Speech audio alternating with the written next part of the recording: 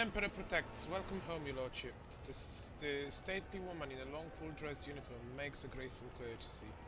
Her short grey hair does not obscure her stern features. I am Clementia Westerrain, Court Chancellor of the Von Valences dynasty.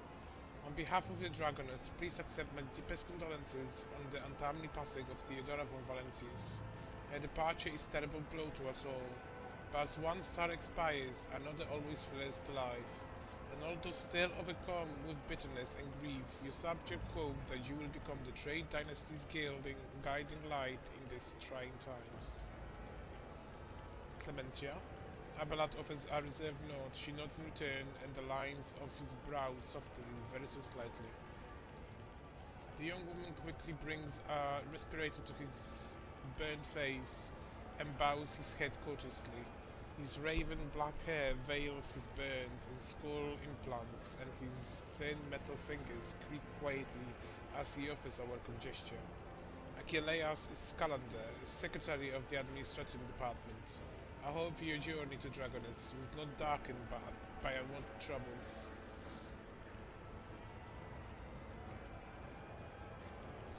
The Emperor protected us on our journey through the stars.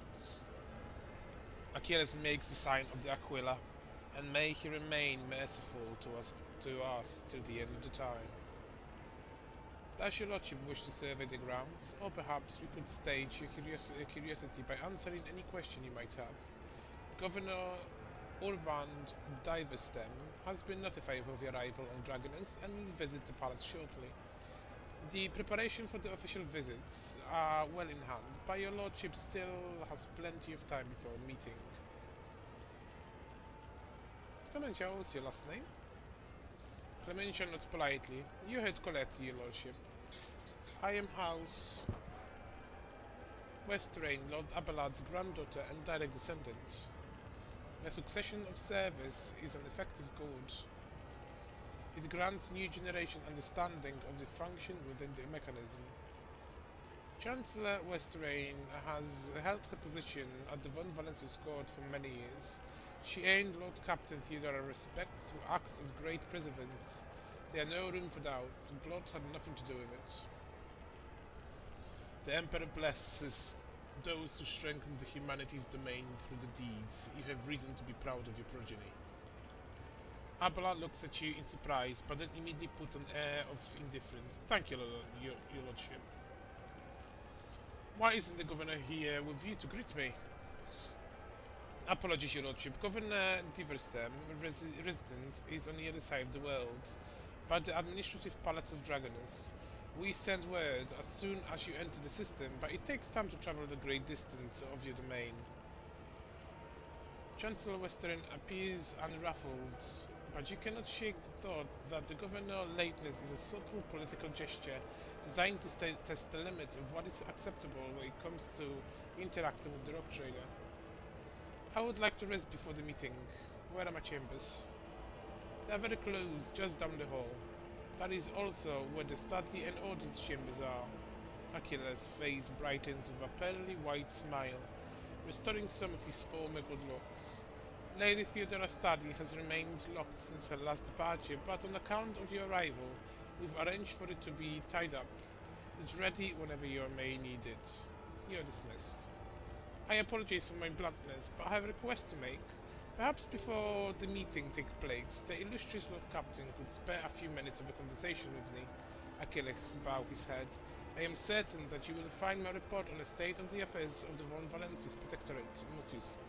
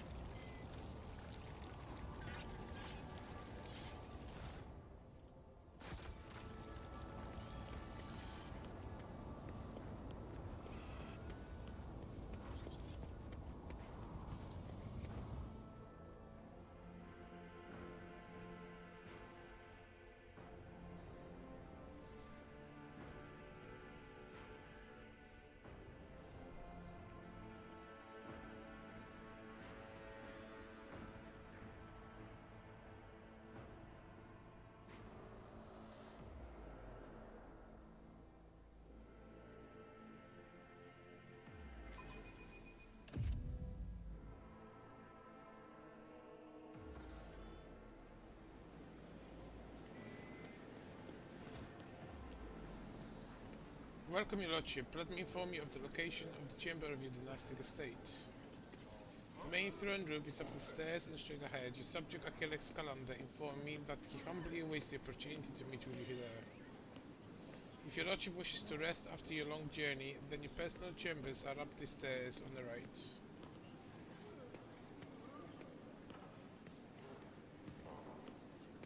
If you need anything, whatever your soul desires, I'll be right next to your chamber, eagerly awaiting your orders.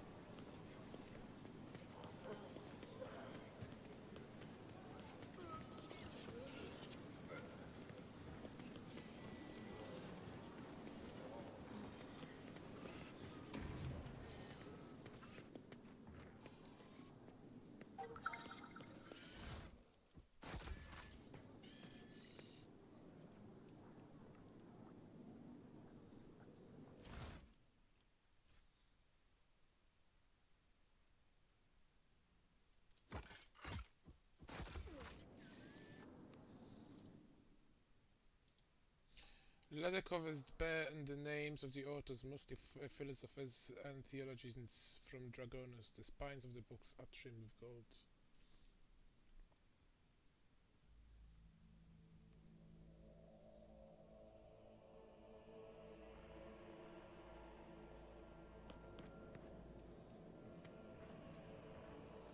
The cogitator is producing rhythmic sounds, among which faint reading stands out. The remain of plaque can be seen on a frame, alas the inscription is completely indistinguishable due to the patina. The antique piece of furniture is obviously well cared for, but its surface is still covered with a lot of scratches and stains, traces of the previous rock trader who sat at this table.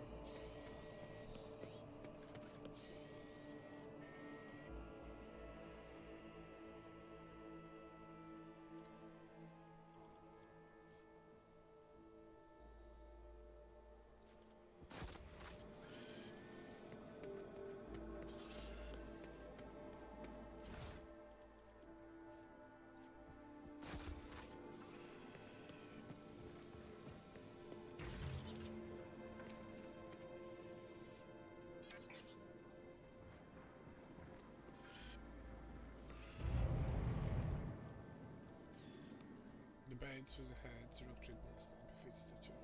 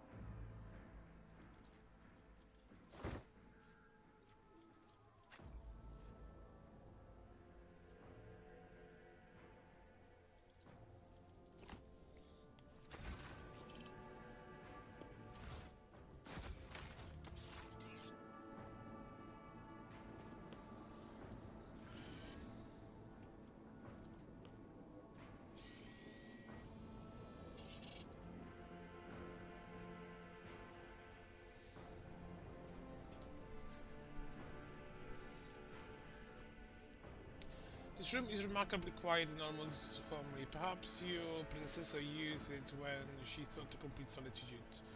Listening to the muted melody coming from the Vox speaker, you can easily imagine Theodora reading a book with a glass of expensive wine in hand. Have a glass of wine. Three sealed bottles sit on a study-looking low table. They are labeled Grandmaster's Blood, Blood of Tiva, and Flame of Purity. You recall the version from Idira told you about, said that Theodora's favorite wine was Flame of Purity. Okay, let's have some. The one fills the glass, glittering in the dim light of the room like liquid gold. Its tangy flavor burns your throat, leaving behind a spicy, biting aftertaste.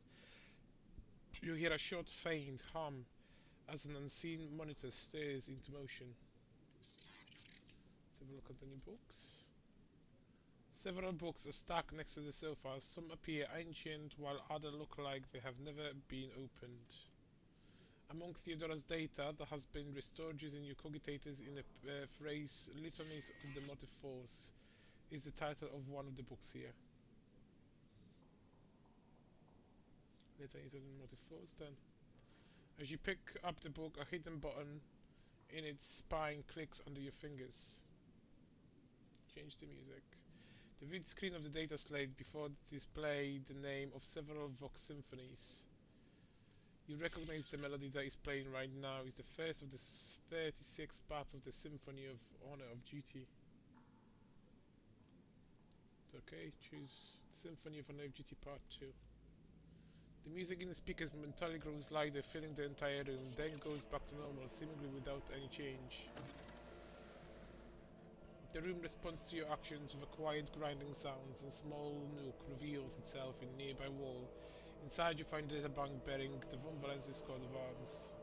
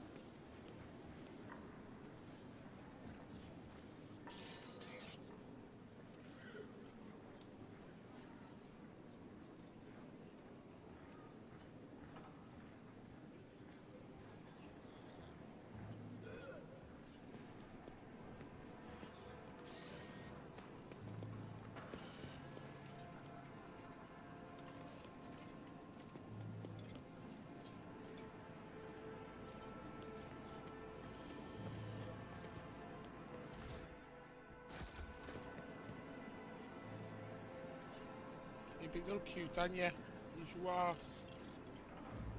My little tiger.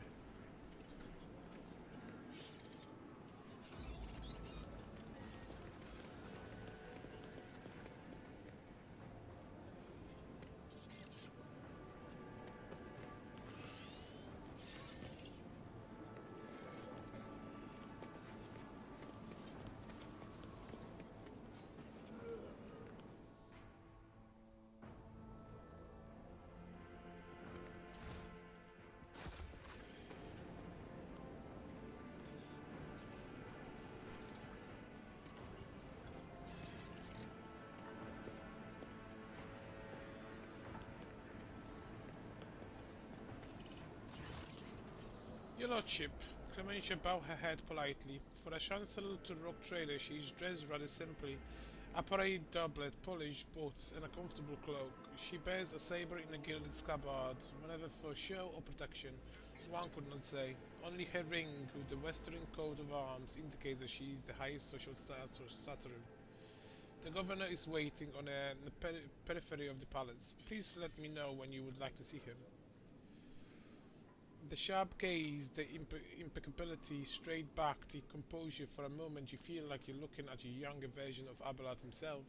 Notice, judging by the scars of the exposed parts of her body, Clementia saw her fair share of combat prior to assuming the position of a chancellor.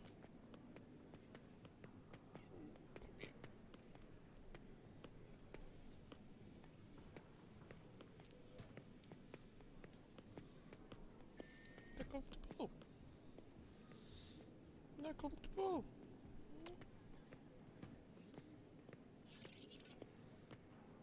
Just for a minute though. What's your responsibilities as a chancellor? To put it simply, I'm your trade representative. Any and all decrees, deals, official communication, and meetings, the first reviewed by me and then forwarded to you and for your down and down the hierarchy.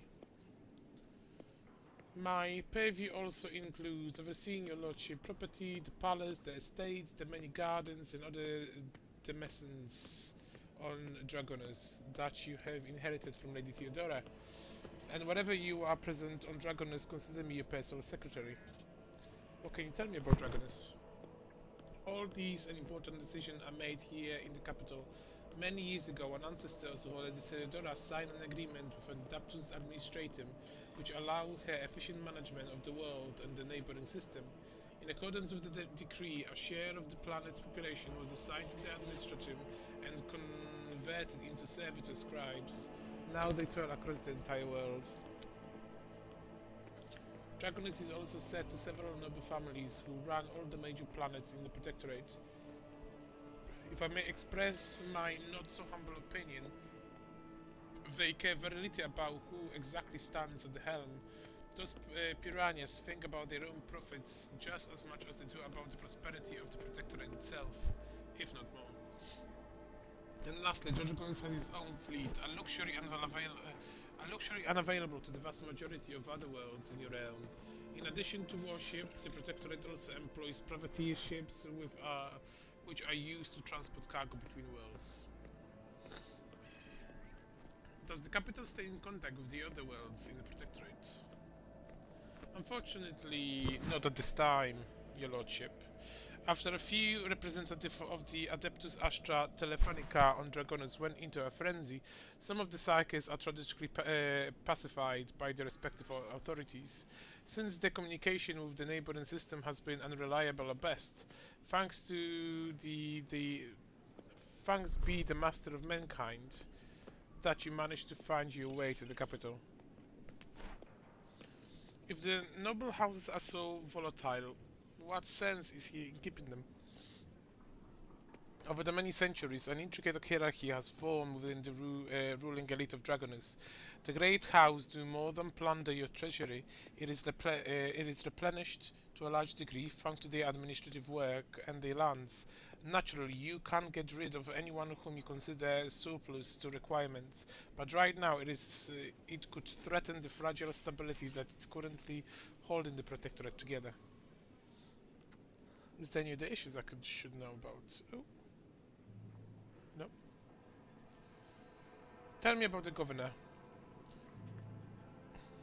Urban Diverström is a well-respected man, and not just on Dragonus, but and throughout the Protectorate. For many centuries, his house has supported the capital administration and the logistic between the von Valency systems. The Diverström's efforts secure years of order and prosperity for Dragonus. What's more, Lady Theodora personally insisted that Lord Urban specifically be made the next governor. The way you speak of Diverström, I hear a hint of either contempt or resentment. No, I don't believe I feel either, your lordship. Clementia's steely I stare into the distance, her jaw clenches visibly. She speaks in a polite but clipped manner, clearly frustrated by your insight. We have different view of how to run the world. We sometimes have discussions over the law that are enacted, but we both work for the good of the Von Valensis Protectorate. That much can be said without a doubt. Is there any other issues I should be aware of? Apart from the disturbed communication, Dragonus was recently raided by enemies of humanity. However, the fleet under the command of Captain Marchis Westrain triumphed over the Akazinos. If you ask for my opinion, no, on this matter, we have the situation completely under control. You catch her avoiding your gaze just for a moment. For the first time, it's obvious that Clementia is looking out for her house's good name, but despite the confidence in her tone, you can tell that she does not entirely believe her own words.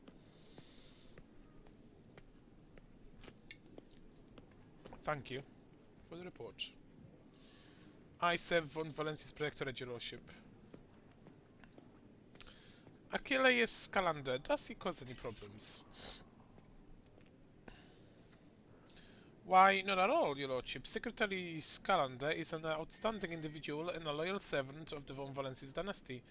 In Lady Theodora's absence, we collaborated on a number of issues related to the well-being of your domain, and he has proven himself quite capable. And I don't know why, but even the governor trembles before Achilles, which is unusual for a man of this, shall we say, standing. The last words bring a slight smile on her lips. Well, the governor can wait a little longer. I still have matters to take care of. Certainly, your lordship. However, her thin lips twist slightly. I do not concern myself with the governor's feeling, but I must warn you, your actions or inaction may be interpreted as a certain way. Now, if your lordship will excuse me.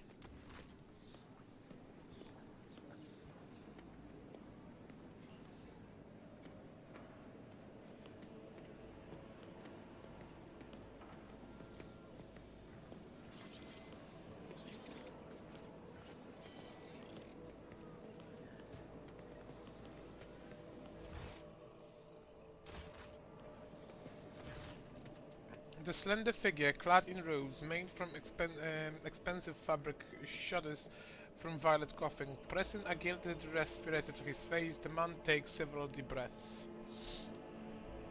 Achilles, it's been many moons. I hope your cousin is feeling well. Achilles covers his burned lips, trying and failing to suppress a coughing fit.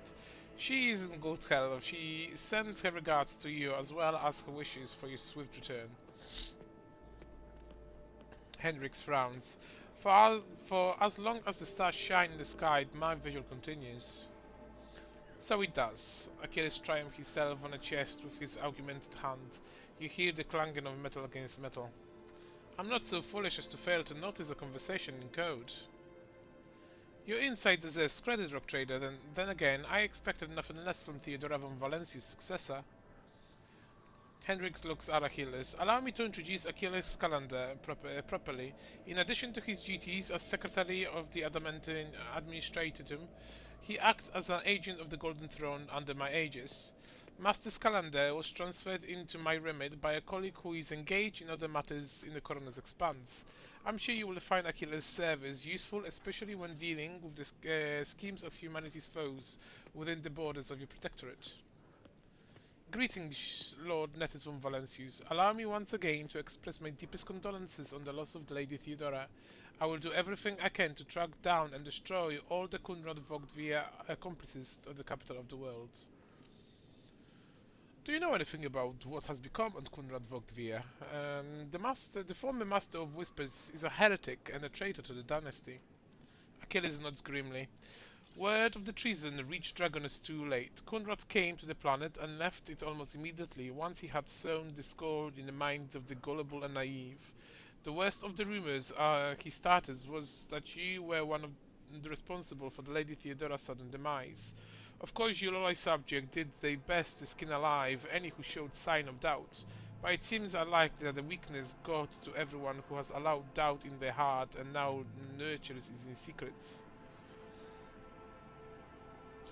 You promised me the report of the present state of the affairs in the Protectorate. I have already forwarded an official report to your seneschal. As for the conversation we have right now, I wouldn't trust any proper or data slate in this content. You see, Lady Theodora, may the Emperor have mercy on her soul, was perfectly aware of Dragon's political environment. You, however, have only just arrived on the capital world, and I thought it would be best to bring you up to speed. Frankly, the nobles of Dragonus, much like nobles of the most worlds, are akin to spiders in a jar, ready to pounce on whoever is the weakest, or whoever they see deemed to be the weakest. The nobles of Dragonus are well-respected, rich and powerful individuals who held Lady Theodora's favor for many years and found ways to rise above the rest by diligently serving the rogue trader. Every family pursues its own selfish interest, and each one expects that with the transition of power they will regain and even add to their lands and wealth. The families I would recommend giving particular attention to are the dive streams, the Gaprak and the Solbak. I should also mention the Werstrains, not a noble house per se, but a family that was part of Lady Theodora inner circle, to the blue blood great displeasure. Okay, tell me about the Diver Stems. The Diver Stems are the ancient governor house of the Dragonus, predictably the greatest and the wealth of the Von Valensis Protectorate. The fuller the coffers grow. The reputation is flawless, except for one detail. We have evidence that urban Driveston rivals seem to have the misfortune of regularly falling victim to Xenos raids. I found that these attacks are always a little too advantageous for the Dave streams, but we lacked solid proof and it might never surface.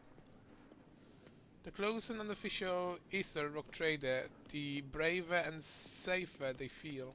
I would just like to remind everyone that rubbing shoulder with Xenos is a heresy that can be overlooked only in the case of the von Valensiv heir, not his servants. What makes Garprak special? The Garprak hail from a remote forge world, and amongst their distant relatives, there are many servants of the Omnisha, and their house itself is closed by the cult of the Adaptus Mechanicus, both in spirit and in the business connection. The Gapraks oversaw the industrial shipments with your protectorate until recently. Ever since the astrophenic communication with Kiavagama was severed, they've been quite concerned about the security of the planet placed in the care. I've been to Kiavagama already. The planet was tainted by the cult of the Final Dawn. Achilles shook his head. These are grim tidings. It's a tragedy that the industrial world of such tremendous capacity was brought down by the pernicious influence of the archenemy. Perhaps colleagues can pick up the cultist trail in the cold void. Of course, it would be a small consolation to all of us.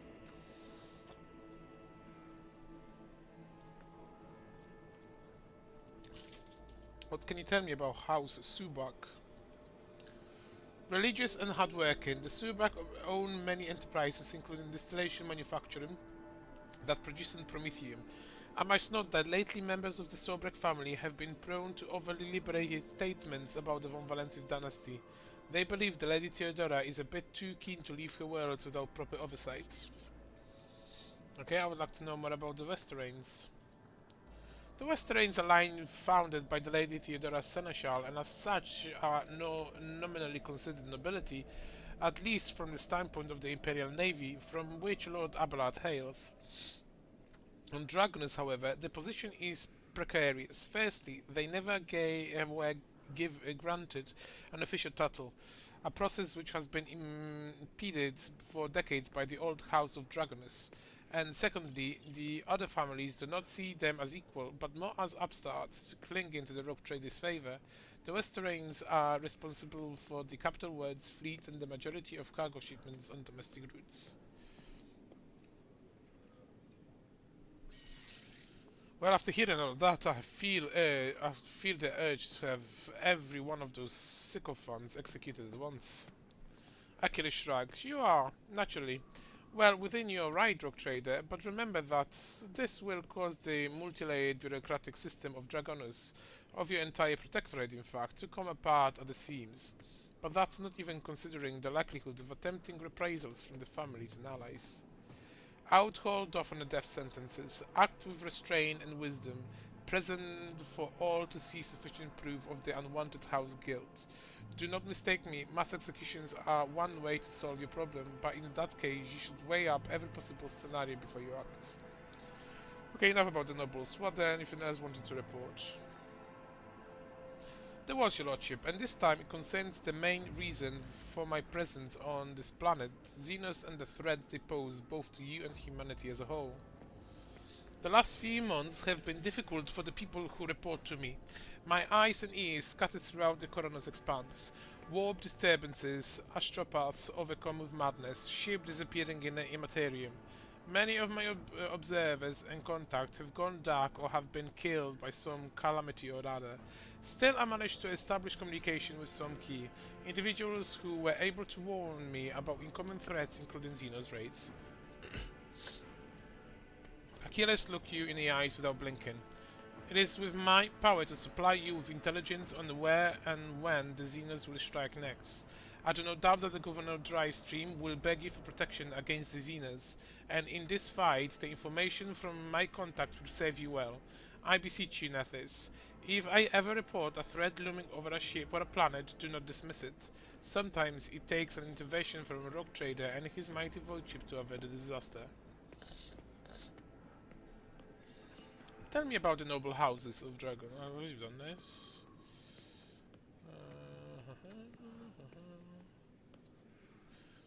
What are the responsibilities? What are your responsibilities on Dragoness?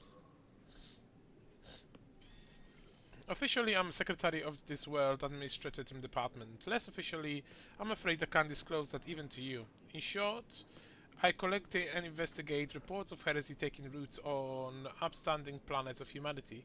Above all else, I'm concerned about the Xenos threats that hangs over the entire cosmic expanse, including your protectorate. Sadly, my mission was complicated by the recent warp disturbances. I'm still trying to re-establish contact with many of my agents. Tell me about the Xenos. The residents of the local systems are no strangers to skirmishes with enemies of humanity. But recently the loathsome beasts seem to have completely flown off the handle. We're receiving reports from ships that made it through the warp of Dragonus. Both they and the colonies that they departed from are being attacked. We have identified the breeds of Xenos that pose this threat. The Drukhari, humanity, ancient and insidious foes. Be vigilant on your travels. The Xenos will undoubtedly attack the rock trader ship should they find the circumstances to be in their favor. Unfortunately, the host of humanity, there are those who are willing to grovel before our enemies in the hopes on value reward. You may be interested to know that we are on the trail of such heretics. Achilles glances at the data slate. Overwhelming evidence indicates that marauded void station in the Legren belt is being used as a base by a band of pirates who are not above dealing with Xenos. I was unable to persuade the Chancellor of the need to dispatch a ship there, but perhaps you would like to pay a courtesy call to these scoundrels yourself.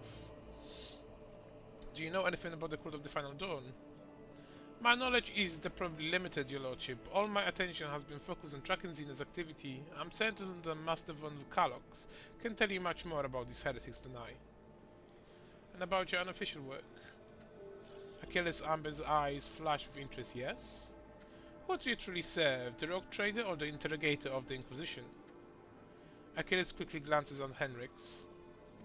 And whom does the rogue trader serve? The Golden Throne, the Protectorate? Could it be that one steams from the other? And if so, if there any sense in discussing it? I want a list of all the agents and the means to contact them. I can understand your desire as a rogue trader to have everything under your control, and yet I am not at liberty to make use of classified information related to the interrogator's agents in whatever may I see fit. Achilles lowers his gaze and nods politely. Hendrix lets a sigh of disappointment. There's no point in pressing my agents. None of them would ever reveal such vital information, especially not in my presence. Dragos has no need for spies from the Inquisition, begone. I've learned everything I wanted. I have other questions to ask. The scars on your face, what happened?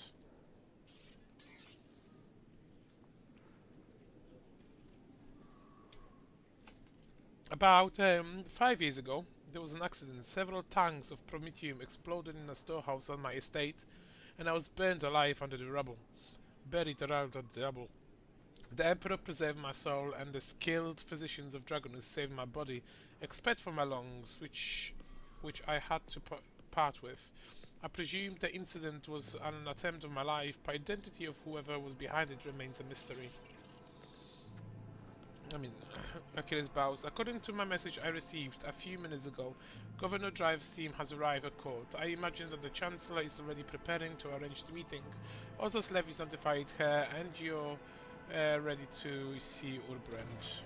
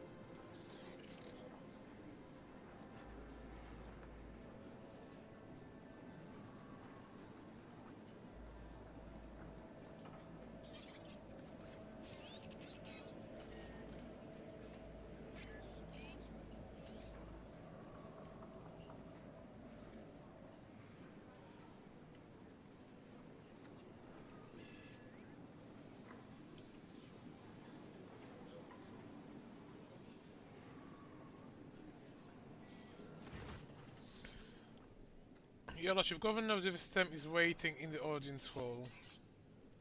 I advise to respond to his lateness in kind. That way you can let Urbed know that this behavior has gone unremarked, but I will not delay too long. Right now, we court is closely observing your every step. Tell them I'm ready to see the governor. Clementia bowed before leaving. I shall arrange for him to be escorted to your study. Netis von Valencius, 20th in the line, rogue trader, keeper of the sacred warrant of the ruler of the coroner's expanse from the Karnat system to the 100 Dreams of Crossroads. I bid you welcome. Albrecht drives team, governor office of this great world. First and foremost, please accept my deepest condolences. I will be difficult to recover from the loss of the woman as great as Theodora von Valencius. It pains me to think that she is no longer with us. The citizens of Dragonus and the entire Protectorate grieve along you. Please allow us to declare half a year of mourning so that we can honor the memory of our beloved lady.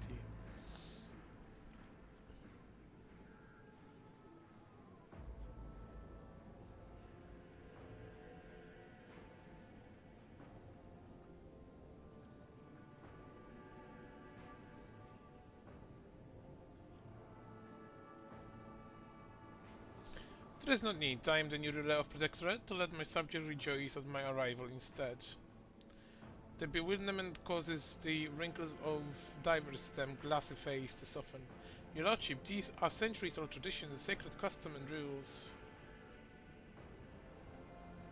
Don't forget who you serve, Urban Diverstem. It is a rogue trader with not to have mourning ceremony. Abelard's voice growled unpleasantly. Then so be it. Perhaps the parveu installed by the Lady Theodora cares not for the sacred tradition of our founding ancestors. The governor gives a meaningful nod in Abelard's direction. Netis von Valencius is a descendant of the true children of Dragonus. It behoves the ruler of the world to honor his custom.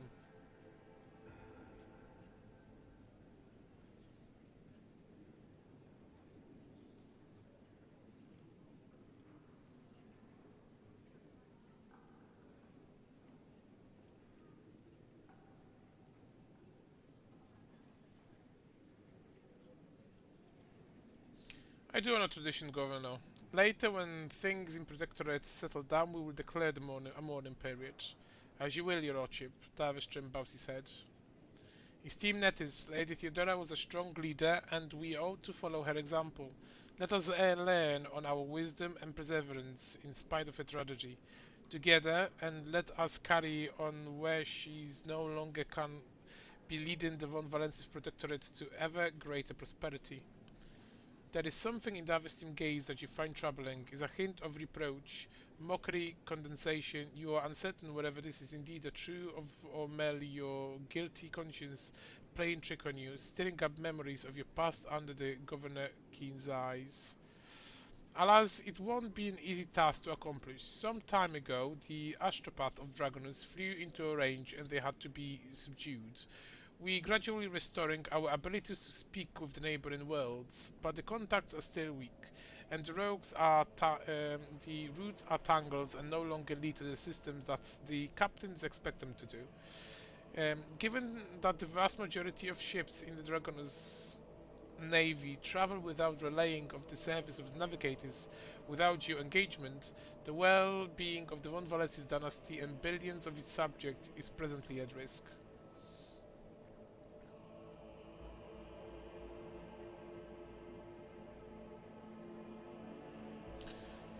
We met the ship from Dragonus not long ago. The crew was transporting a strange artifact and went mad during the flight. This is a truly regrettable bit of news. What's more, leaving Dragonus has been forbidden for several cycles now. It seems the Western family has once again failed in their primary responsibilities. He shoots Abelard in a condescending look. We will investigate this at once, as well as the fact that the ship had to acquire a permit from the administrating seal. Does your nephew still serve at the administrative palace? The governor presses a number of buttons on the cogitators built into his bracer and looked up at us in surprise. I don't understand. The ship did indeed depart from orbit, but it did so, if you can believe it, on a rogue trader's authorization. This is why no one dared to impede his departure. Look, Captain, it would seem that Conrad somehow got his hands on a copy of your authorization, or perhaps even the original. A tool like that in the hands of the traitor does not bode well. Conrad Vogt, the former Master of Whispers, is a heretic and a traitor. He has shown his face on Dragonus. The governor passively strokes the rings glittering on his fingers. Lord Vogtvi visited the capital some time ago, but he does not requested a personal meeting. A heretic, you say? Now I see where all these whispers in the corridors came from. I shall be frank with your lordship. Lady Theodora's sudden death was to blow to every one of us, and the absence of any sort of veritable and complete information about her successor gives grounds for all manners of rumors and misinterpretations, especially if someone is deliberately inciting unrest and discontent. Naturally, none would dare challenge you by accusing you of something as sacrilegious as murdering the road trader. However, Conrad Vogtvier was once a true boon to the Protectorate back in the day, and as such, some might heed his words. Subject all who have dared to make heretical remarks about the rock trader to servitude imperatus. Machines aren't prone to dissidence. I shall immediately make all the arrangements so that your order can be carried out properly. Daveston bows. What exactly do the Dragon's nobility expect from me in the light of the loss of routes and communication with the other worlds? We are troubled by the fate of the agri-world, Janus that supplies Dragoners with other planets with foodstuff. Empty stomach can drive even the mightiest rabble to revolt. Furthermore, House Gapak is pursued by the loss of communication by the Imperial World's Kievagama, which is in their charge. But if you wish to know my opinion, the world that deserves your attention the most is the Penal Ward's Fabros 6, and one of the key mining suppliers in your Protectorate. Such intriguing concern for the Vabos 6 outpost. Does your house happens to own the extraction station there? Divestem Bede's eyes widen in fear. Your lordship, I beg of you, do not interpret my words as an attempt on influence your decision in any way. You see, without Verbos 6, the manufacturing on your worlds will need to make haste to find new suppliers elsewhere and arrange for new shipments. And in those troubling times, the risk of delaying the other most tragic mishaps. My only concern is for prosperity of the von Wallenstein dynasty. Well, I have already been to Kievagama. The Industrial Awards was overtaken by the cult of Chaos worshippers. Divestem pauses, mulling over the gravity of your world. Such woeful tidings, your lordship. I assume that the host Gaprak isn't for an official investigation. If I may remind you, they have particularly close ties to the Adaptus Mechanicus and serve as a patronus of Kavagyama. Not to speak in the defense of criminals, your lordship, but from where I stand, the outbreaks of heresy in Kieva could hardly have been perpetrated by a noble family who stands to lose the majority of their wealth should the industrial world fail.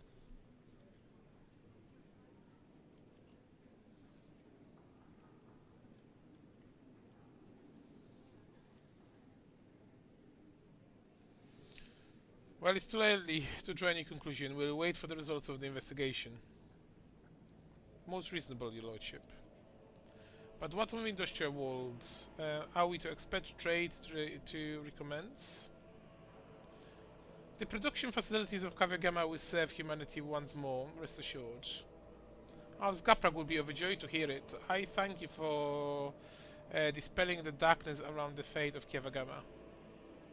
And I've already visited the agri-world. Janus Governor Wyatt found himself facing a numerous of problems in my absence. Truly, the Wyatt line is one of the oldest in the von Vallensis Protectorate. Its inheritor is such well-respected blood could not handle whatever had befallen her, then the situation must have been extraordinary indeed.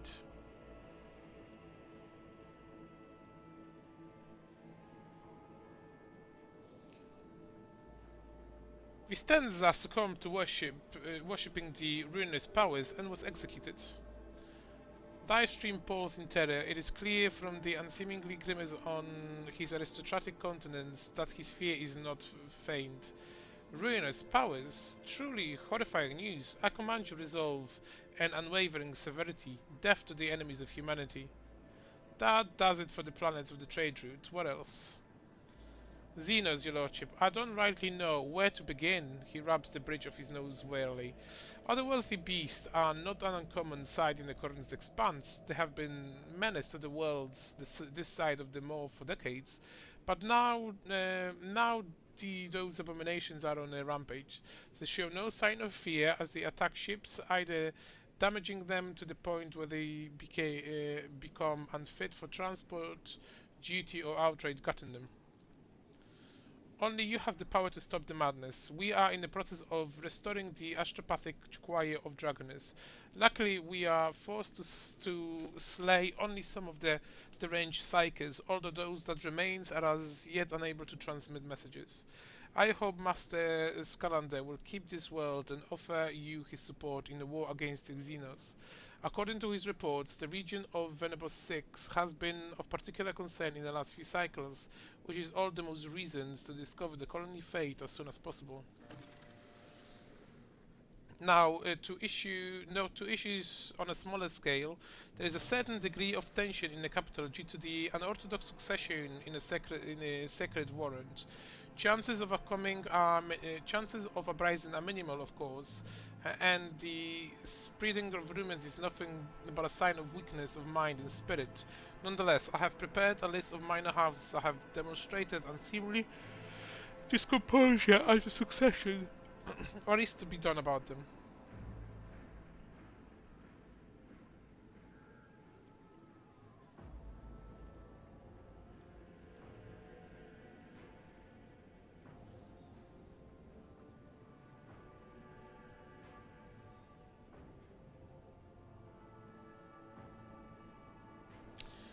We make arrangement for public purges. All who have sullied the rogue trader's name must meet the death at the executioner's block.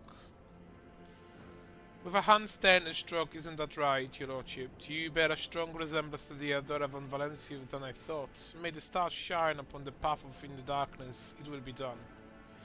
And one last thing, your lordship. Your inauguration as a bearer of the sacred warrant is but a matter of time, and I would like to inquire about one crucial detail.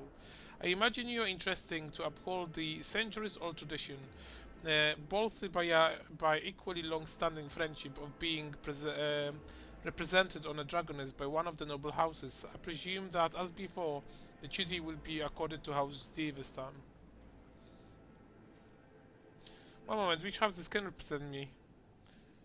Any of the noble houses located on Dragoness, the Divestream family, which I lead, the Gapak family, with long ties to Adaptus Mechanicus, the Saubraks, known for their piety and diligence in service. Perhaps I should also mention the Wernsteins, who have some influence, but who are actually noble origin.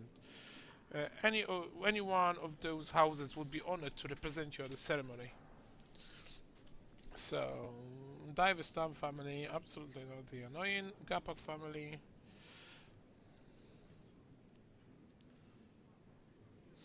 So, Sobrak, known for piety and diligence. I think Sobrak would be the one here. Iconoclast would be Weary Strain. And Heretic.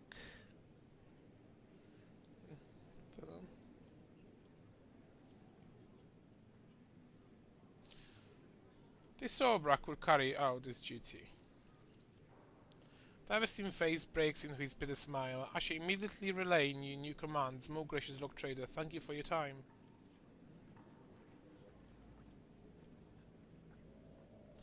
Tell me about yourself and the house.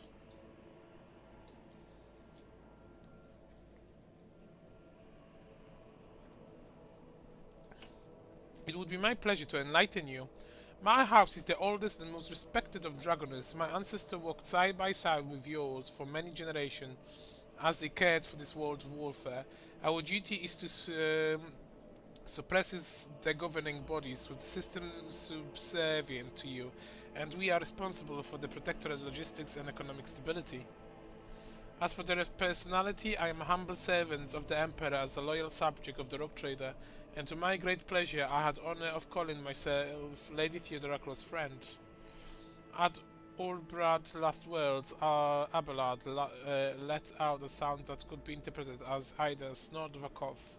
Albert gives him a look which Abelard meets with an expression of utter nonchalance. I would like to complete my inauguration as soon as possible. When is the ceremony? I'm afraid that until you deal with pressing issues, the ceremony will have to be postponed. Many trade routes are still unavailable. The central worlds of the Von Valentius protectorates are going through a crisis, and the warp disturbances it voids observes are to be believed will prevent important guests from reaching the capital.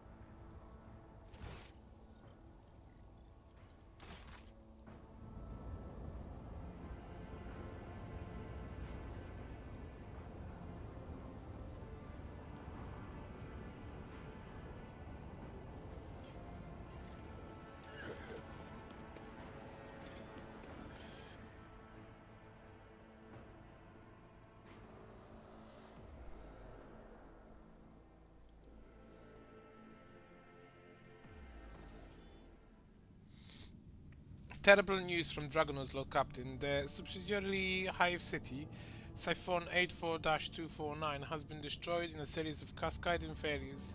Productions are halted and millions of people have broken their vows of obedience and fleeing. Many of them are perishing in the wastelands and overlooking the transport lines leading to the neighbors' hives. The surrounding resident sectors have been becoming increasingly agitated by the influx of refugees. What is your directive regarding the distribution of these refugees? What is the cause of the catastrophe? It is still unclear. The noble houses are throwing the blame at one another. Agents of the venerable Achilles Salander stationed on the Scorpion 84-249 have died heroically while trying to save the population from the disaster. The latest reports mention some vulnerabilities in the industrial sector of the lower hive, but do not go into further details. Additionally, all of your servants are currently busy with investigating the causes of the crisis, but are not doing anything to deal with the consequences. What may I say, my advisors? The death of the Achilles agent troubles me. It may not be coincidence until the causes of the disaster can be continuously established. I would avoid letting refugees into the hives or the hives. There may be saboteurs among them. I recommend setting up prohibitive cordons where the refugees can be contained in the wastelands between the hives. The Emperor bids us to face the often cruel strokes of fate with dignity. If the other hives do not wish to accept the unfortunate victims of this tragedy, then let the victims themselves teach those living in the hives a lesson in resilience and humility. I'm sure that the ecclesiarchy will aid the refugees in constructing camps to survive out in the wasteland and establish a community of proud desert-dwelling martyrs. Such harsh condition will be cruel of fortitude and fearlessness, this strategy a feat of spirit. The noble houses are trying to wash their hands of this. How predictable. And yet it is their duty to see if the planet meets with tide's obligation and brings glory and revenue to the treasury in your absence. Let the aristocrats take care of the refugees and make sure they don't stop until every last refugee has been taken care of to fill.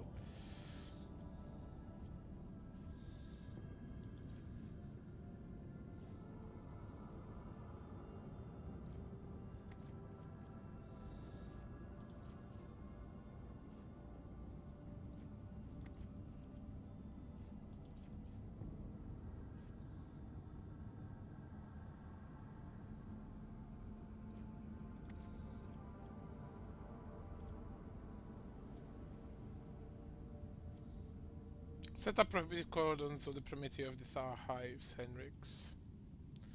I should draft a few orders for my information on Dragonus.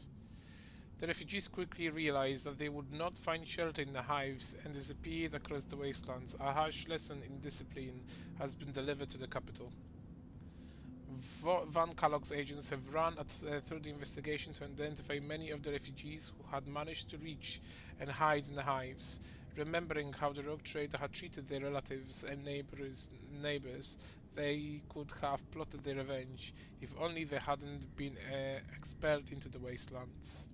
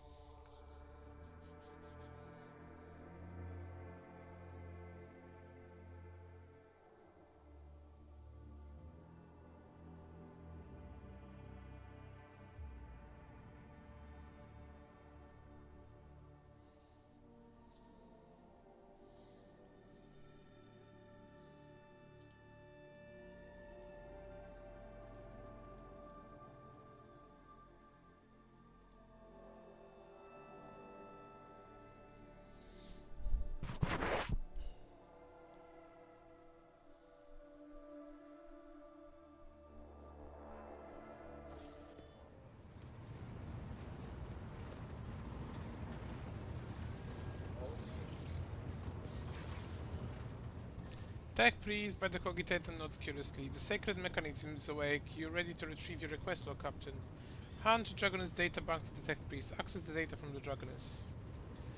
With relevant trepidation, the tech priest accepts the device from your hands and places it inside of the drivers, all of the while honoring the machine with modulating binary prayers. The two beams of the cogitator stare into motion and the void screen lightens up. The tech priest extracts the data slate from the cogitator and instantly give it to you. The machine spirit has revealed the contents of the encrypted data and I hereby pass it to you. This is where I reach the limit of my authorization, but you will have the option to review and decrypt data personally.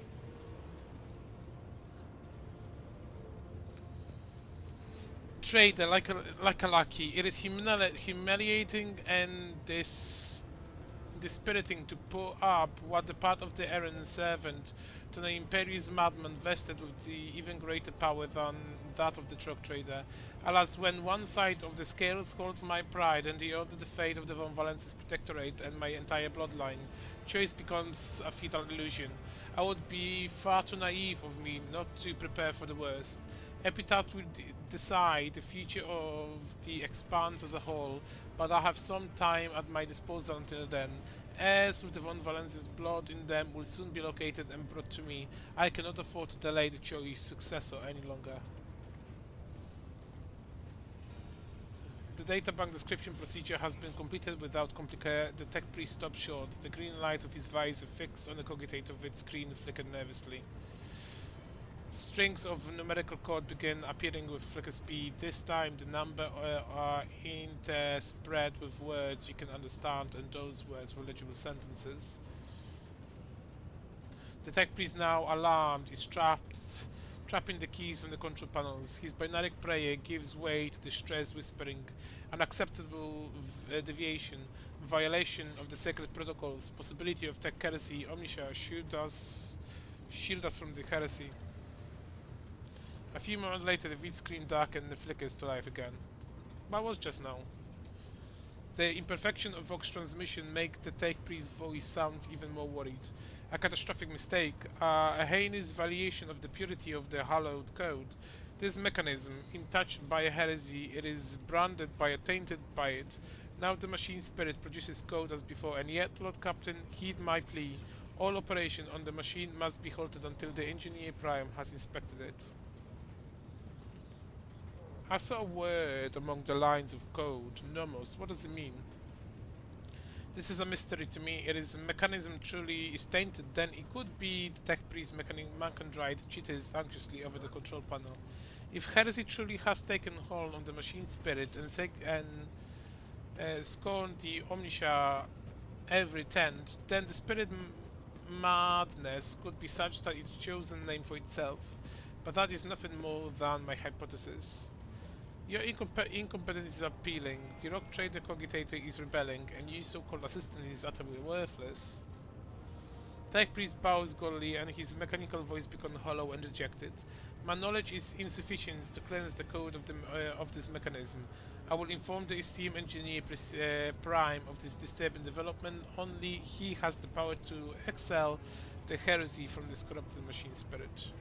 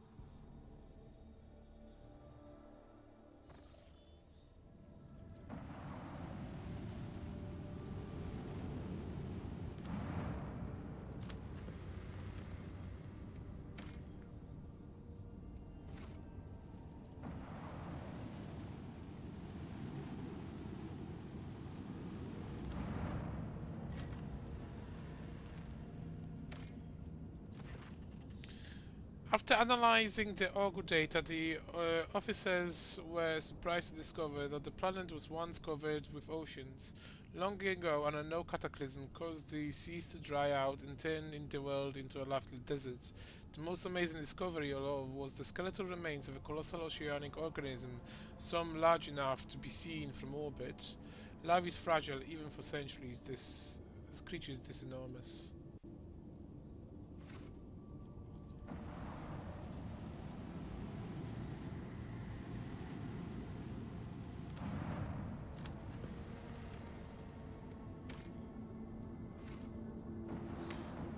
They, there are sects in the Imperial cult whose adherents believe transgression will be punished after death on burning planets. This world could be saved as such purgatory.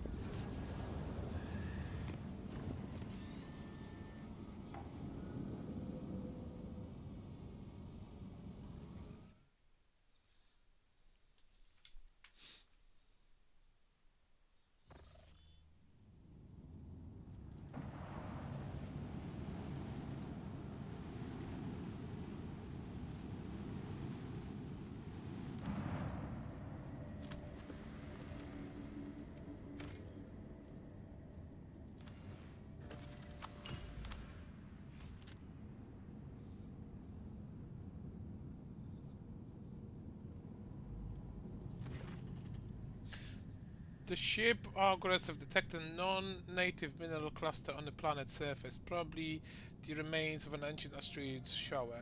The substance is valuable, but collecting it will not be easy. An asteroid sits right above the numerous underground caverns.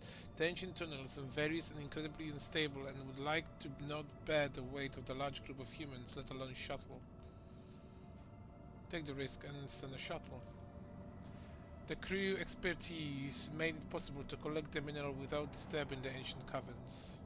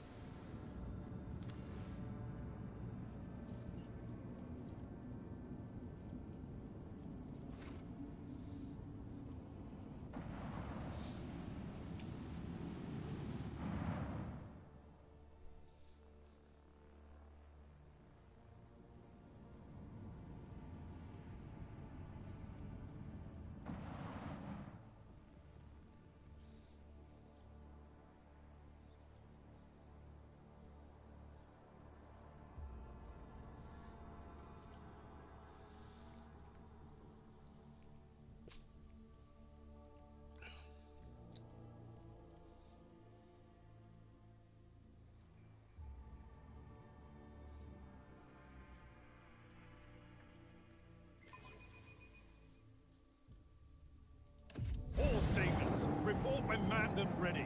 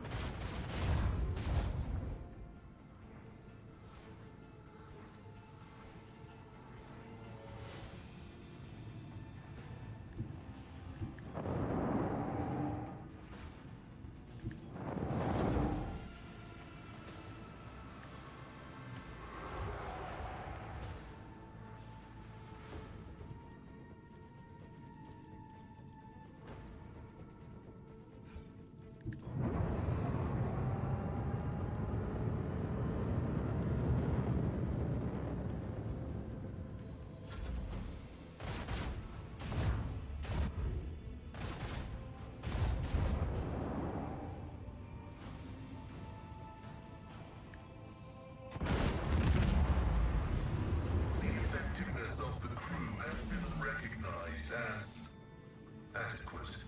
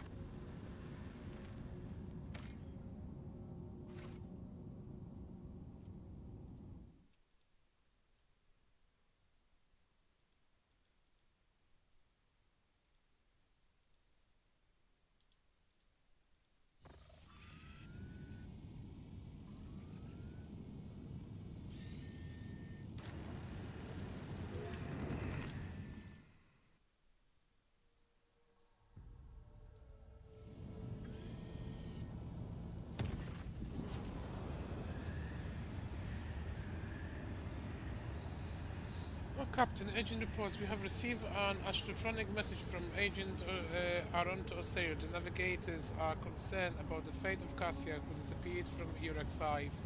The region is requesting an update on her current status, and he has also inquired about the possibility of a personal meeting to negotiate and to arrange the return of lady navigators to her house. The psycho-emotional coding to the received message betrays acute concern. but it also contains something that the astrophars have failed to put into words. If you execute my forthrightness, you feel it's necessary to tell the House of Surly the truth. Otherwise, the conflict with the Navis Nebula is possible, which, given the current state of Coron's expanse, will only play into the hands of the enemies of the Imperium. How did they even learn about Cassia? I wish you knew, Lord Captain. It is troubling indeed. Perhaps we have a spy on board, or Regent Aranto is bluffing. In this case, I believe we should respond. Navigators are extremely powerful and useful allies to have.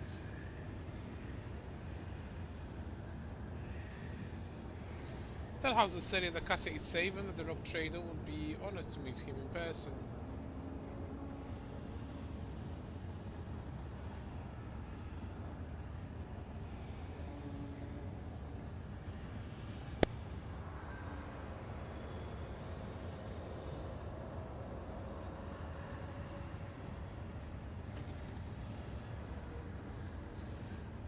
I'll see to it, Lord Captain. The Astropath will transmit you consent. Representatives of House Serio will be waiting for you on the capital world, Dragonus.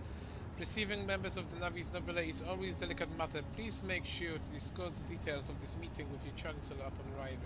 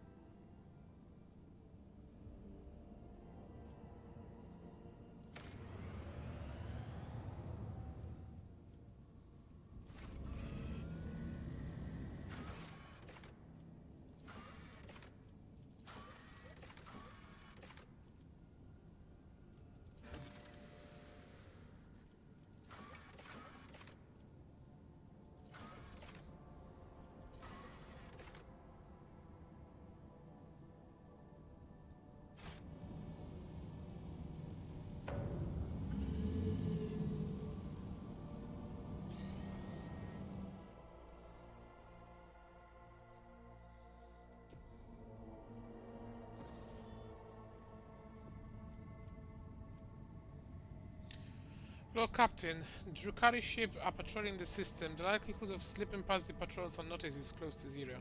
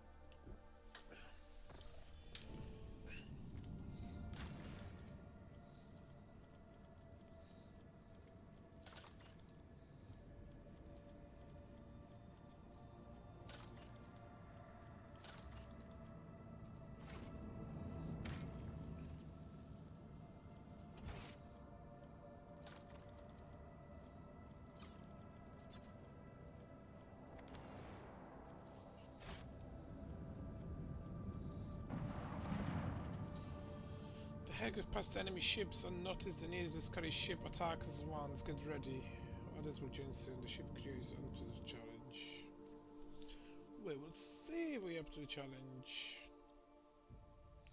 Absolutely hate those fights. The space fights.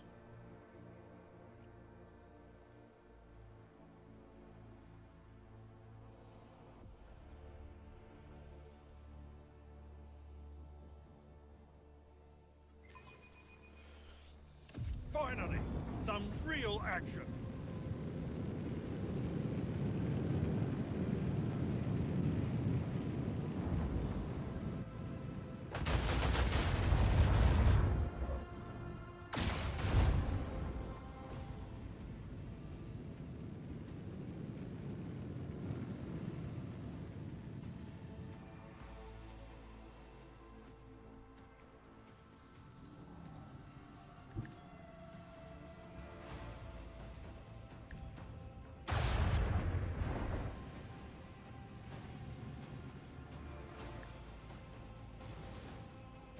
Darkness reached us.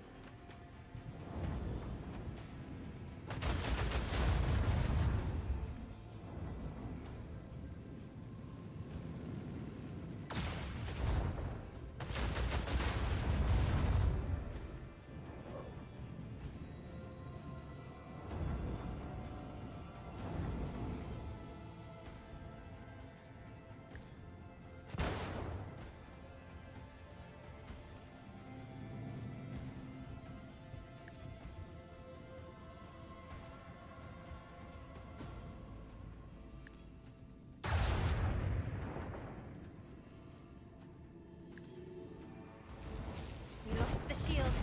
Emperor, protect us.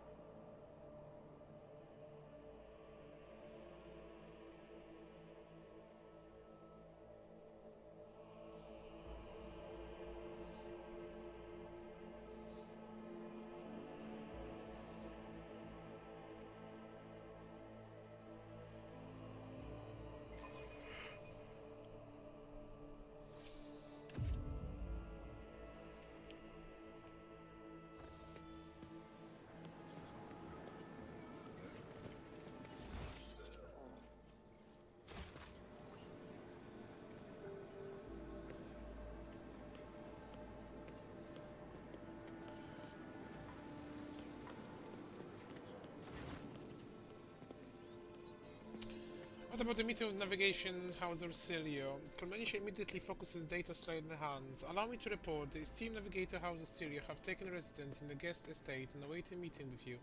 How would you like to receive them?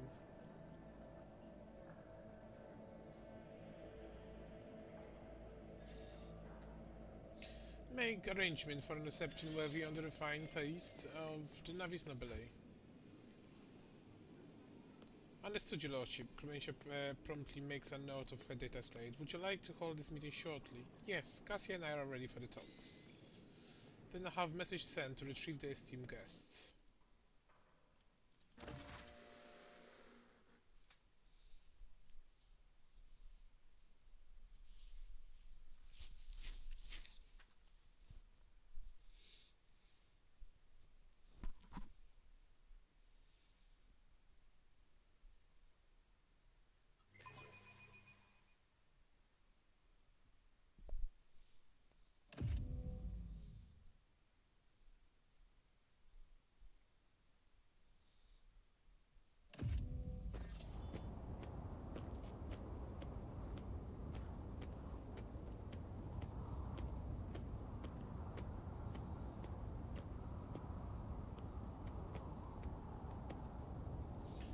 Agent Oronto Orsili esteemed delegation, the rogue trader and the Von Valensis Protectorate welcome you. Come this way, please.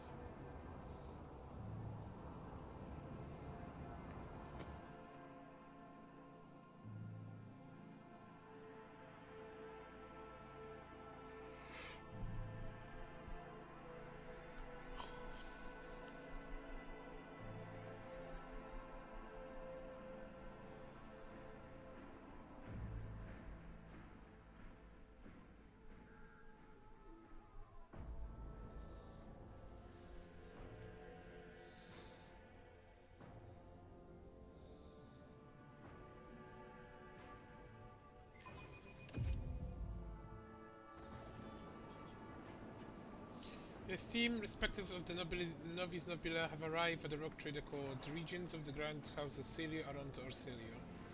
His companions Lady Glacia Orsilio, Navigator Lisa Simon Orsilio, and his intended bride Lady Navigator Alexandria Orsilio, Lady Navigator Alina Harita Orsilio, and Navigator Datax Orsilio.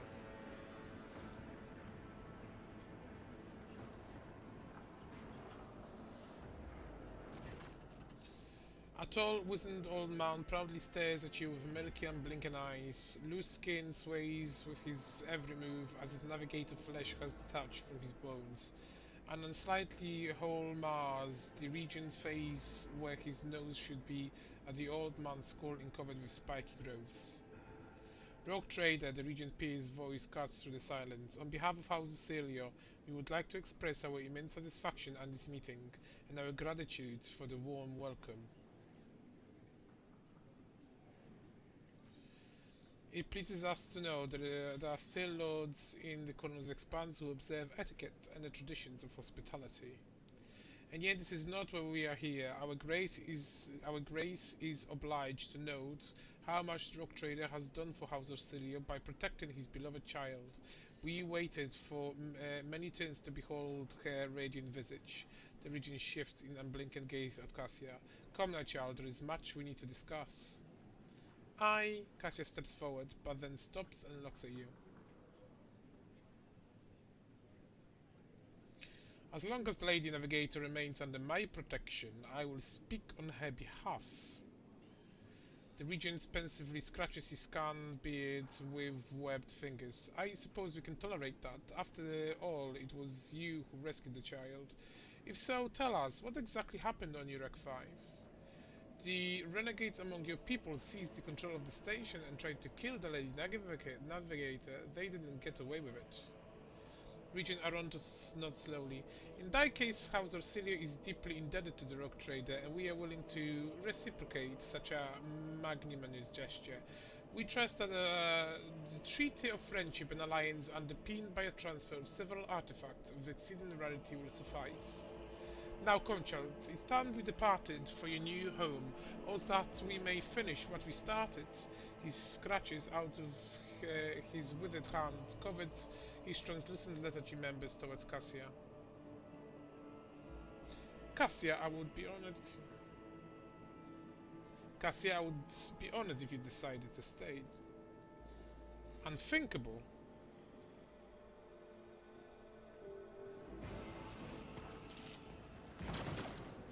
Don't just stand there. Help the rogue trader defend the child and the palace!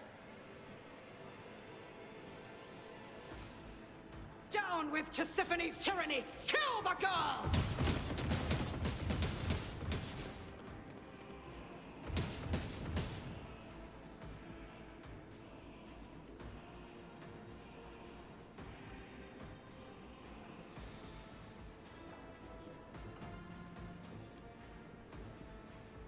You dare cross an agent of the throne?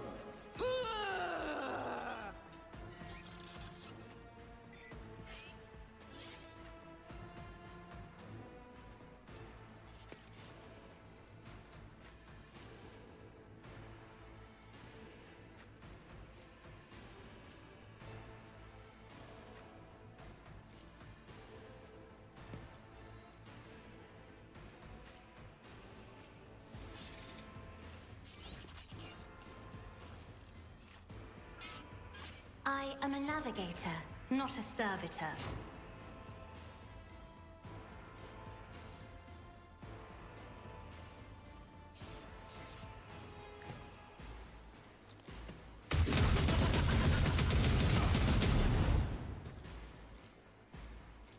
I'll do it.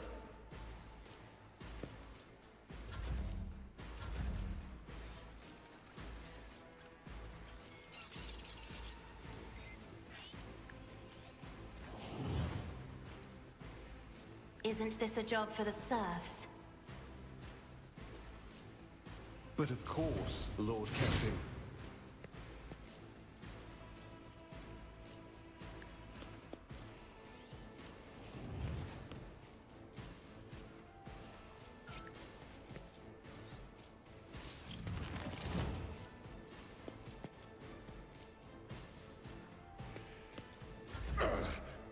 Vengeance will be swift.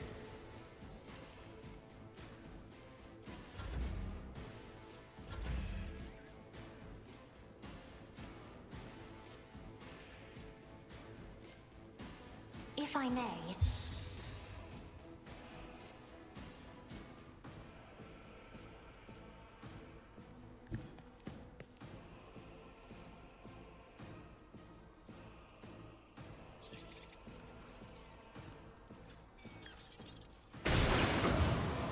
I won't go down easy.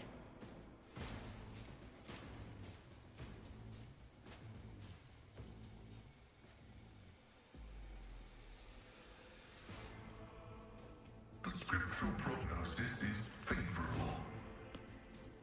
The Omnissiah knows all, comprehends all.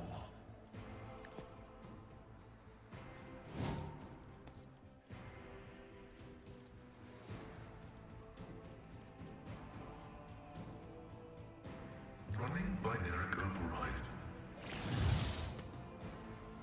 Heavy is the tread of his faithful.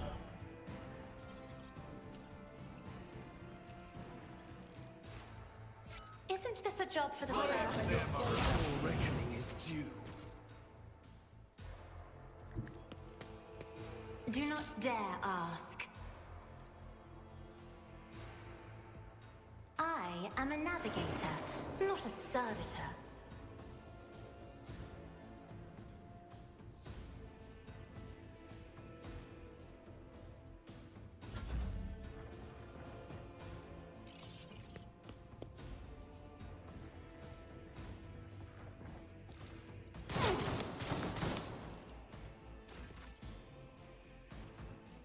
Let's see to it.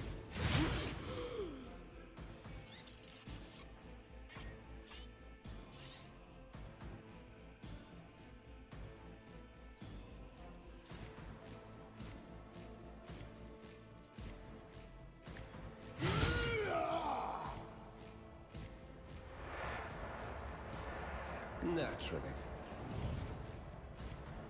For the throne's glory. I won't object to it.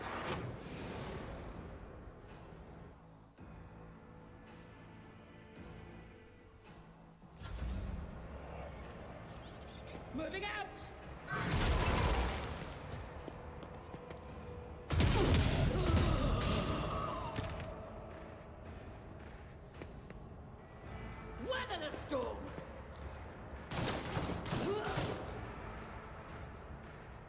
Follow my lead! Gone! For now.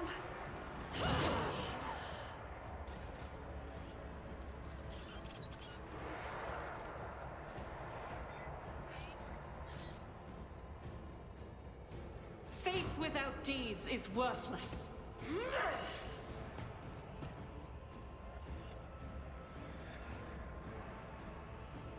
Rejoice in battle!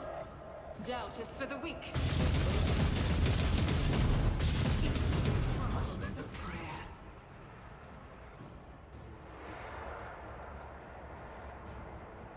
I'll do it.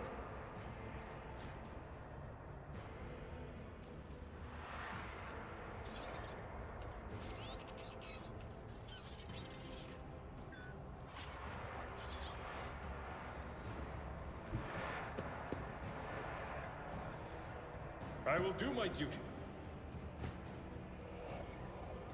It will be done. Grey hair, sure hair.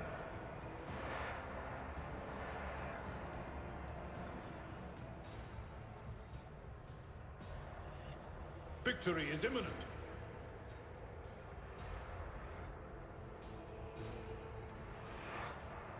At your beck and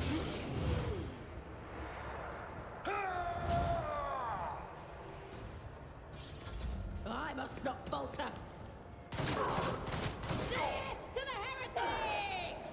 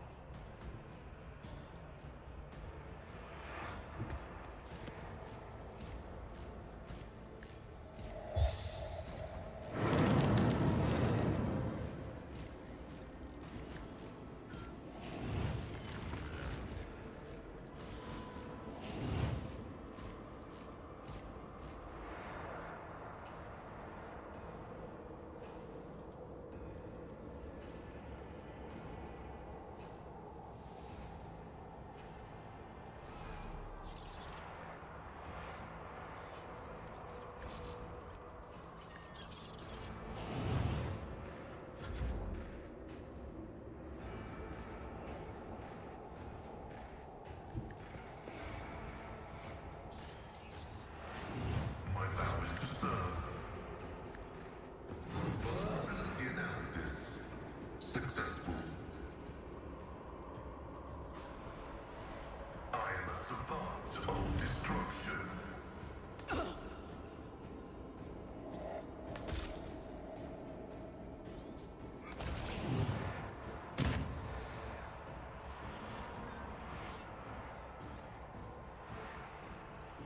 The scriptural prognosis is favorable. Request approved.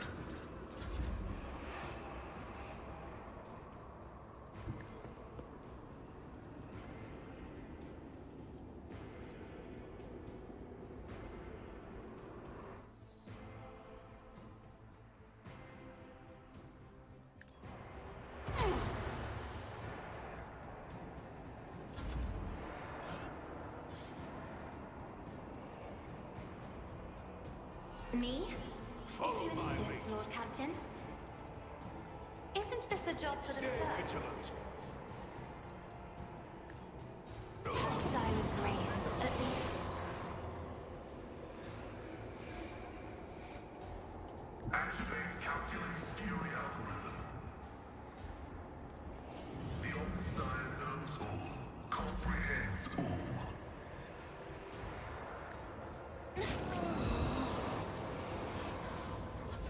I can't stand it.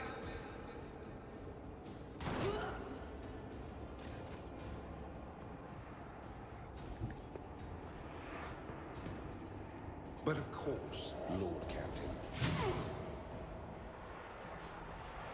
Let's see to it. The Inquisition sends their regards.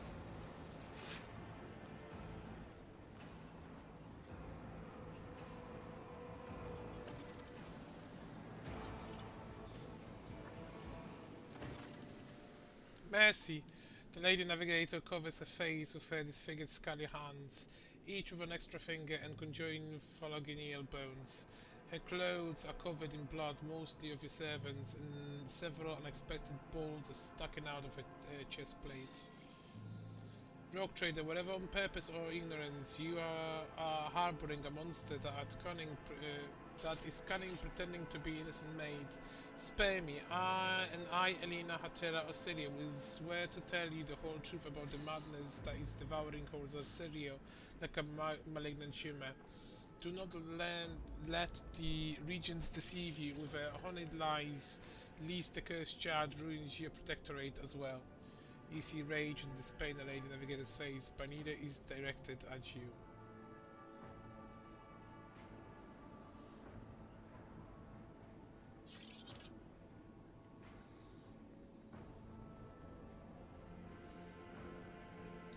I sentence you to death for your crimes against Rogue Trader and Lady Navigator Cassia. Any last words?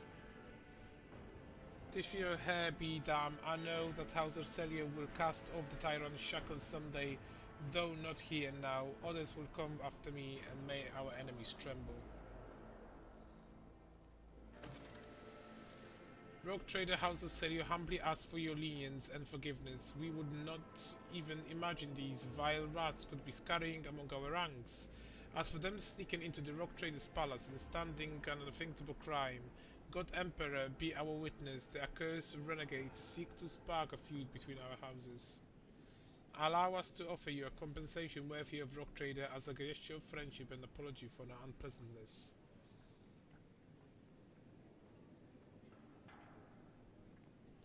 Your people attacked me in my own house, gave me a good reason not to execute you on the spot. You do not want war with Navis Nobile House Rogue Trader. We could achieve much more as allies. House Orsilia is an injured party in this, just as you are. The renegade infiltrated our ranks, weakened us, implicated us before the Rogue Trader, and almost killed the most precious thing we have, our noble child. Do you really think we wish death upon the one who is destined to lead our house to greatness? We are ready to tell you everything we know so that this misunderstanding can be remedied as quickly as possible. Tell me about the renegades then. They are madmen who seek to destroy the centuries-old traditions of our great house, so carefully nurtured by the previous Novator, Tisphone, or Celio. They deem the century of a rule a tyranny, and our most sacred relic a curse that must be destroyed. Fools! If the Atlas were to be destroyed, the whole of House Orcelia would follow it in oblivion. Why do the renegades seek to destroy the house relic? They dread the power, for any navigator can fully grasp the mysteries of harness of the power of Stairway Atlas. What the renegades call a lash, we call a guardian stars. Why are people trying to kill Lady Cassia? Everyone in the house knows the Charles is the keeper of the one true Stairway Atlas, which once belonged to our great navigator Tisphone or Sirio. The ungrateful wretches secretly hated her grace, and then Tisphone abdicated her responsibilities and set off for parts unknown. They staged a revolt to destroy her successor. Does she really carry her Atlas? We believe it with our whole heart. The navigator spent many cycles on the world where the child was born. It is said that everyone who witnessed the miracle of her birth simultaneously departed for a destination known only to the Novator. Tisphone gave the order and followed them soon after, leaving her precious gift, the Atlas, to Cassia, and therefore marking her as a successor. It looks to me like House Orcelia has fallen in hard times. The regent stays silent and then replies, "To call your statement false would be a lie. For many years we managed to maintain a fragile balance within our house, but then the Novator's departure shook the faith of many. The treasury is empty, the navigators are scattered, the warp routes are scrambled, and many of our allies cannot be reached. which is why it is important to complete the child's education. It is Cassia's duty to take Thysion's place and lead the house to prosperity. Such is the great destiny. What do you know about Cassia unbridled power? A special gift for a special child. She was born with it and grew up under its influence. The instability sometimes hampered her education, but we learned to prevent most outbursts. As long as the child remains calm and remains in seclusion, the power cannot be held of her mind. I think I heard enough. We would be honored to hear your thoughts on the matter.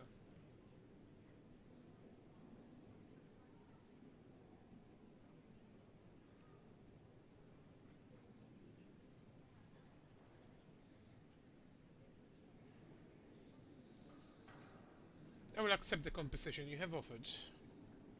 The regent nods curly. We will arrange for the items to be delivered as soon as possible.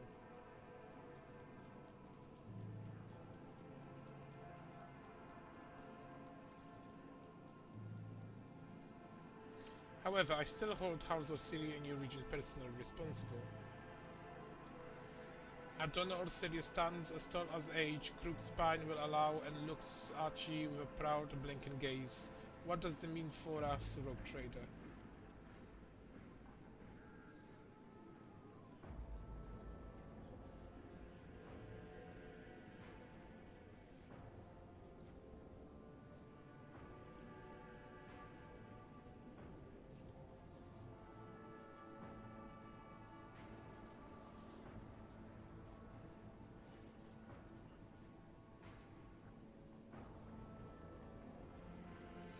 I could forget about what happened if Orsilia publicly proclaimed the alliance between our dynasties. With great pleasure, our emissary will contact yours and deliver the scrolls for your signature and seal. May the Emperor bless this new alliance. Nevertheless, we must remain you that it is a turbulent time for our Orsilia. We are delighted to be allies with Rock Trader, but until our internal and external conflict are resolved, our capacity for assisting you will be limited.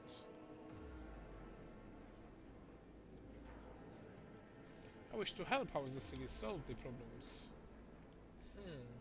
The regent's sagging skin quivers with the sight. It would be highly disrespectful for us to refuse the aid of Rock Trader. We are on to Orsilia, do hereby accept your offer. If you allow, we shall discuss the details later. It is settled then. Aronto shifts in blinking gaze to Cassia. And yet there is still one matter we need to discuss, Rock Trader. As we said earlier, the child must return to the fold of the house. We hope you will be gracious enough to acquiesce. I will personally decide when the Lady Cassia leaves my crew. If you object, we can settle disputes in a duel. There is no need to spill noble blood, Rock Trader. We are outnumbered and understand our position in all too well. We will take our leave for now, only for now. But try to hide the child from us in the future and there will be trouble.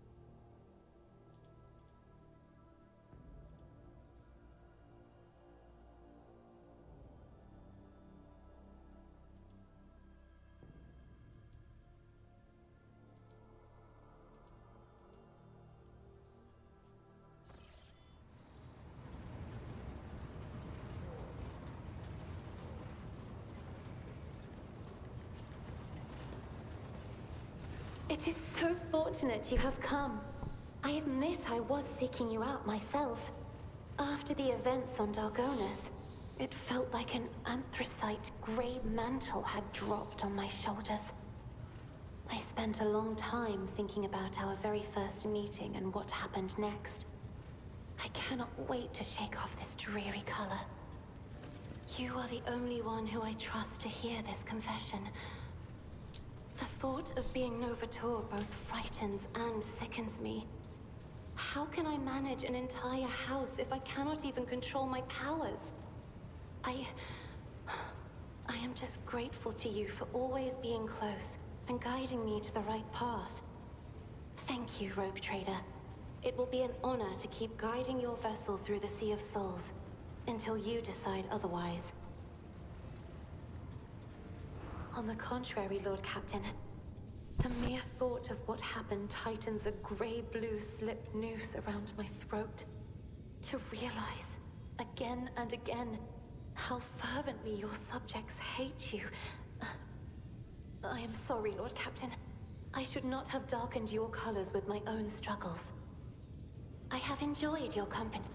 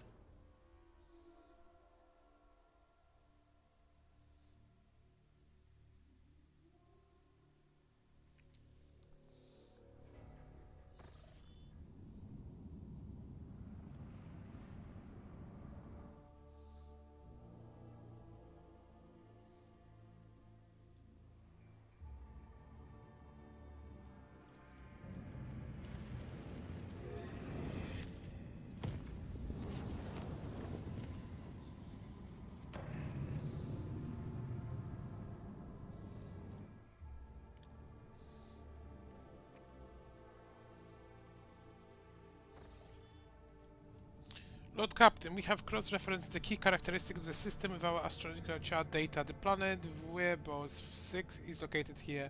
The problem is the Augurs detect the unusual change in the atmosphere, not unlike the massive release of toxins. It appears that something unfortunate has happened to the planet underground storage facilities.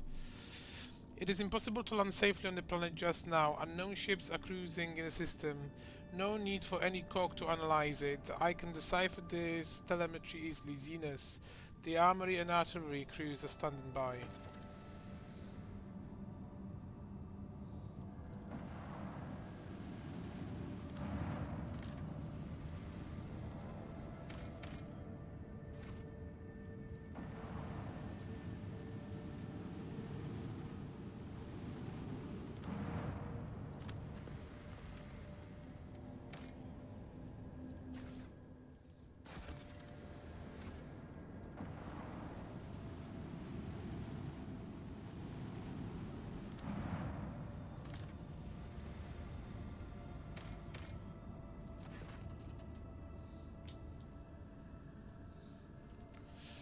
This planet can barely sustain life. In years, Scratchers discovered a long-last Imperial colony, one that was cut off from the rest of the galaxy centuries ago. The colonies live in conditions worse than any and Hezif yet still venerate the Emperor and gladly welcome their visitors. The Lord Captain received an invitation from the local ruler, the Arqueen blah blah.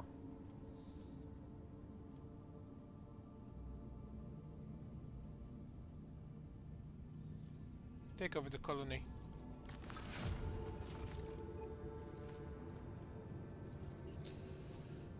The Archqueen Principal's Domina fled to the wasteland. This turn of events surprised the locals, but they accepted the new ruler without complaint and eagerly set about gathering their belongings so they might sooner depart for the stars of the metal wings of the heavenly bird.